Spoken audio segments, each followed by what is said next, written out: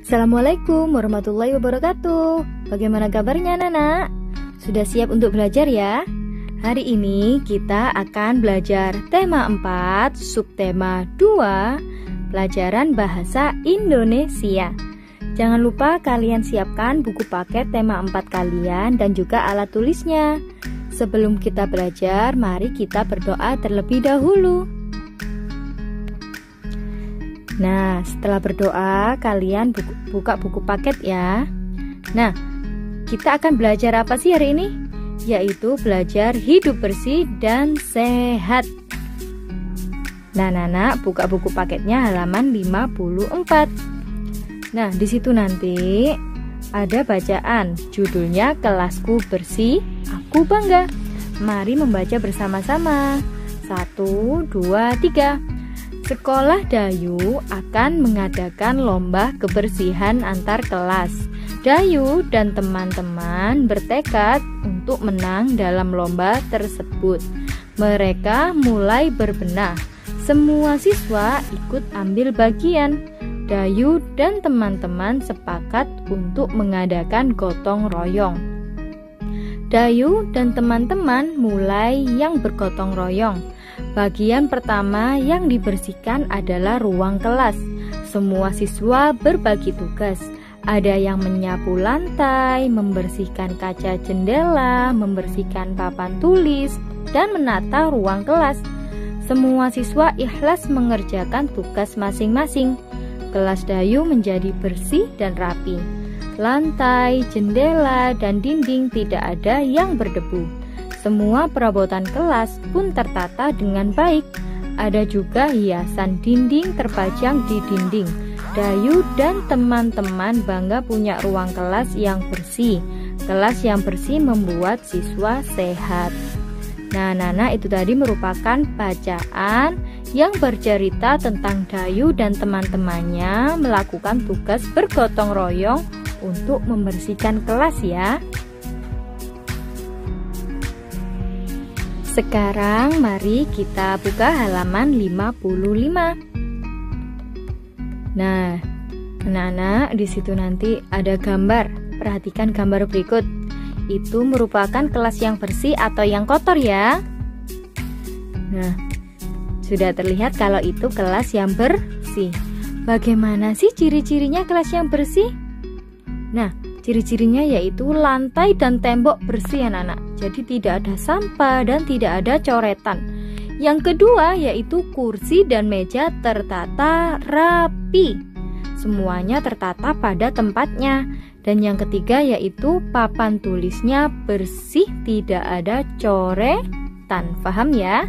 Sekarang kalian buka buku paket halaman 62. Di situ nanti ada bacaan berjudul halaman kelas yang bersih. Mari membaca bersama-sama. 1, 2, 3. Halaman kelasku bersih. Di halaman kelas tidak ada sampah berserakan. Semua siswa selalu membuang sampah ke tempat sampah. Di depan kelas disediakan keran air untuk mencuci tangan. Sebelum masuk kelas, semua siswa diwajibkan mencuci tangan. Di depan kelas juga ada taman bunga yang bersih. Rumput yang mengganggu selalu dibersihkan. Pot bunga juga tersusun rapi. Halaman kelasku kini terlihat indah. Halaman kelas yang bersih baik dijadikan tempat berolahraga. Misalnya saja senam dan latihan keseimbangan. Olahraga baik untuk kesehatan. Siapa yang rajin berolahraga akan terhindar dari berbagai bentuk penyakit. Kita harus membudayakan hidup bersih dan sehat.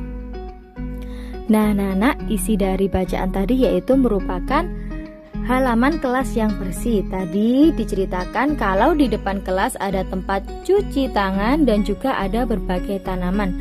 Nah, anak-anak, ternyata lingkungan yang bersih itu juga tempat yang baik untuk berolahraga ya. Apalagi di masa pandemi ini, selain menjaga kebersihan, kita juga bisa menjaga kesehatan dengan cara rajin berolahraga. Nah, ini merupakan contoh halaman sekolah yang bersih. Lihat itu anak-anak. Tidak ada sampah berserakan. sampahnya tertata rapi, tanamannya juga rimbun dan tertata rapi. Sekarang kalian buka buku paketnya halaman 68. Pada halaman 68 di situ ada percakapan antara bu guru dan juga siswanya. Mari membaca bersama-sama. Ikuti tanda bintang yang ada pada gambar. Tahukah Nana, Ibu, bagaimana kelas yang tidak bersih? Tahu, Bu, kelas yang tidak bersih banyak sampah yang berserakan, Bu. Benar, Bu, kelas yang tidak bersih juga banyak kuman. Bagus anak-anak Ibu, sampah yang harus dibersihkan kemudian dipisahkan. Ada sampah basah dan sampah kering. Kita harus selalu menjaga kebersihan ya, Nak. Nah, tadi merupakan percakapan antara ibu guru dan murid-muridnya tentang apa, Nana? Tentang bagaimana menjaga kelas agar tetap bersih dan tidak kotor ya.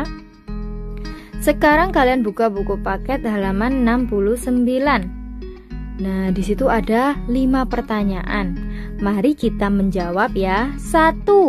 Apa isi percakapan guru, Dayu, dan teman-teman? Yaitu tentang kelas yang tidak bersih. 2. Bagaimana sih ciri-ciri kelas yang tidak bersih? Ya, banyak sampah dan kuman. 3. Bagaimana pendapatmu tentang isi percakapan guru, Dayu, dan teman-teman? Tadi dalam percakapan, teman-teman Dayu dan juga Dayu mengatakan bahwa kita harus membuang sampah pada tempatnya. Kira-kira kalian setuju atau tidak, anak-anak? Iya, setuju. 4. Apa yang harus kamu lakukan jika melihat kelas yang kotor? Apa yang kalian lakukan, ayo? Pastinya yaitu membersihkannya. 5. Bagaimana sikapmu jika melihat teman yang membuang sampah di ruang kelas? Bagaimana, anak-anak? Yaitu dengan cara mengingatkannya.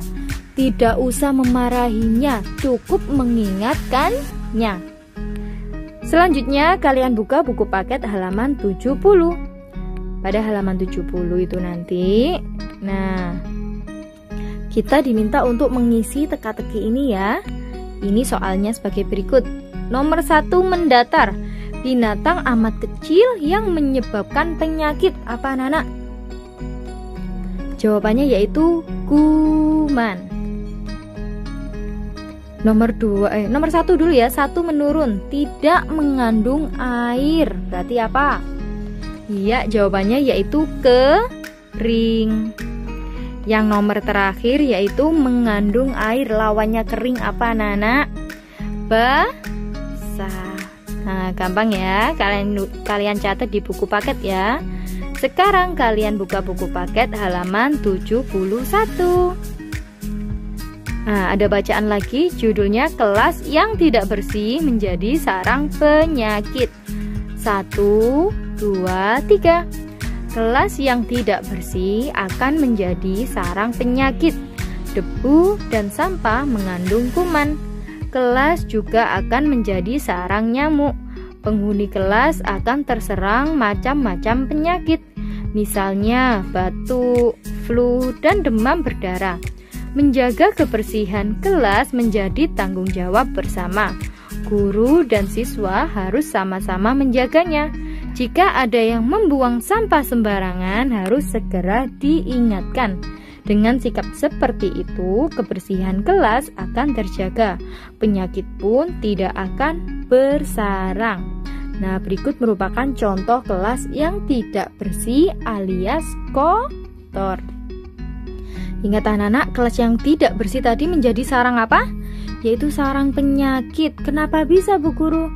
Iya, karena di situ nanti ada banyak sampah berserakan. Sedangkan sampah sendiri merupakan tempat favorit dari kuman. Nah, kalau udah ada banyak kuman, nanti bisa nempel di badan kalian, nanti bisa menjadi penyakit. Maka dari itu, jangan sampai kita tinggal di tempat yang kotor. Jangan lupa untuk selalu membersihkan lingkungan kalian ya. Kalian buka pada buku paket halaman 79. Nah, ada bacaan lagi yaitu tentang aku malu punya pekarangan sekolah yang kotor. Mari membaca bersama-sama. 1, 2, 3. Banyak warga sekolah tidak peduli terhadap lingkungan. Banyak siswa membuang sampah sembarangan. Teman-teman di depan kelas juga kurang diperhatikan. Maaf ya, itu bacaannya. Teman-teman di depan kelas juga kurang diperhatikan. Lingkungan sekolah menjadi kotor dan tidak rapi. Oleh sebab itu, banyak siswa yang sakit. Keindahan sekolah pun kurang terjaga.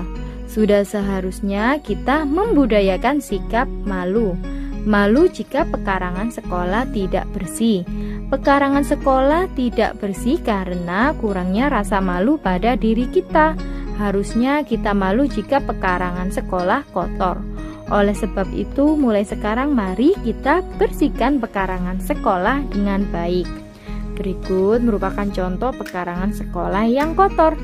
Banyak sampah berserakan. Nah, seharusnya kan dibuang di tempat sampah. Nah, Nana, sekarang Bu Guru tanya, kalian malu tidak kalau punya sekolahan yang kotor? Pasti kalian malu kan? Selain kotor itu bisa membawa penyakit, lingkungan yang kotor itu juga baunya tidak sedap. Apa kalian mau jika sekolah dengan bau yang tidak sedap? Tentunya tidak mau kan? Oleh karena itu kita harus malu apabila sekolah kita kotor. Sekarang kalian buka buku paket halaman 86. Nah, di situ ada percakapan. Seperti biasa, kalian ikuti bintang yang ada pada percakapan ya.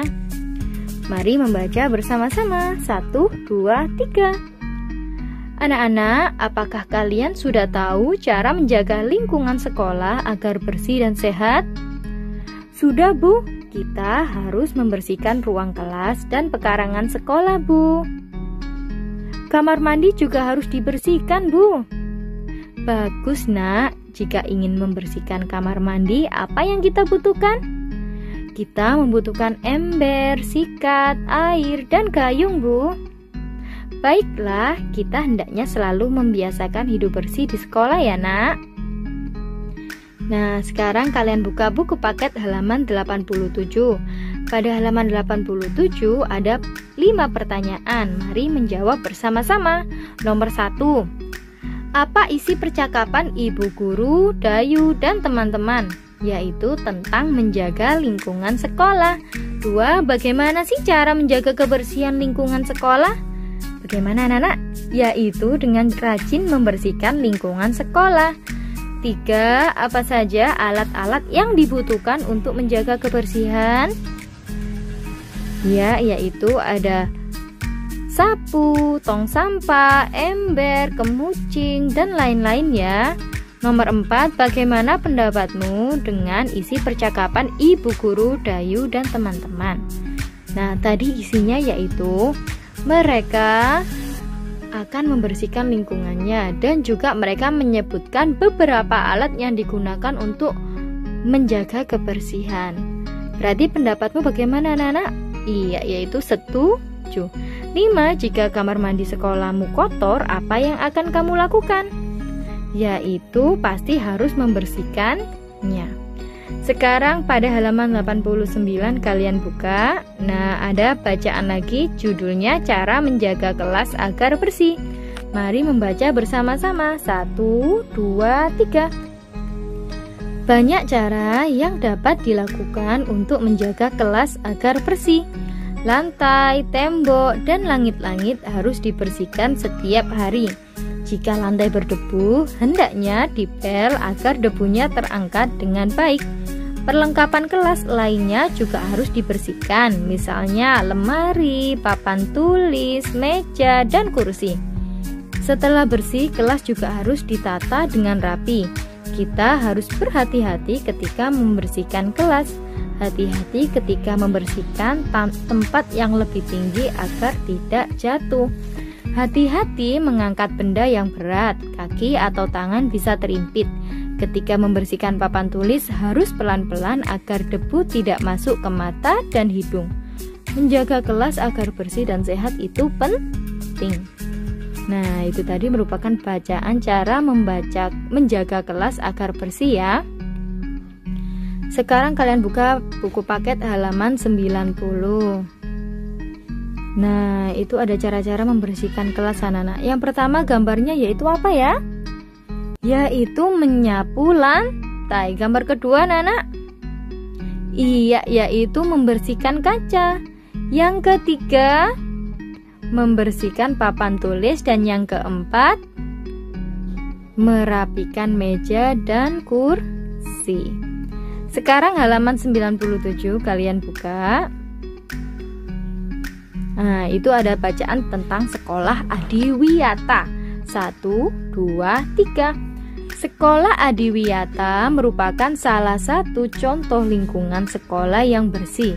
Untuk menjadi sekolah Adiwiyata, sekolah harus bersih. Tidak hanya itu, sekolah juga harus rapi dan indah. Oleh sebab itu, pekarangan sekolah harus dikelola dengan baik. Sekolah Adiwiyata tempat yang nyaman untuk belajar. Di halaman sekolah biasanya terdapat taman yang indah. Ada juga pohon yang rindang untuk berteduh dan belajar. Di setiap tempat disediakan tempat sampah. Hal ini bertujuan agar siswa tidak membuang sampah sembarangan. Di sekolah juga dipasang slogan. Slogan itu berisi imbauan agar siswa hidup bersih dan sehat. Semua sekolah ingin menjadi sekolah Adiwiyata. Nah, itu tadi merupakan bacaan tentang sekolah Adiwiyata ya. Jadi sekolah Adiwiyata itu sekolah yang bersih dan rapi anak-anak. Nah, ini merupakan contoh dari sekolah Adiwiyata. Ingat, itu bersih, banyak tanaman, rapi, rindang gitu ya anak-anak ya. Nah, cukup sekian penjelasan dari Bu Guru. Semoga bisa menjadi ilmu yang bermanfaat. Terima kasih sudah menyaksikan. Dan jangan lupa selalu menjaga kesehatan. Wassalamualaikum warahmatullahi wabarakatuh.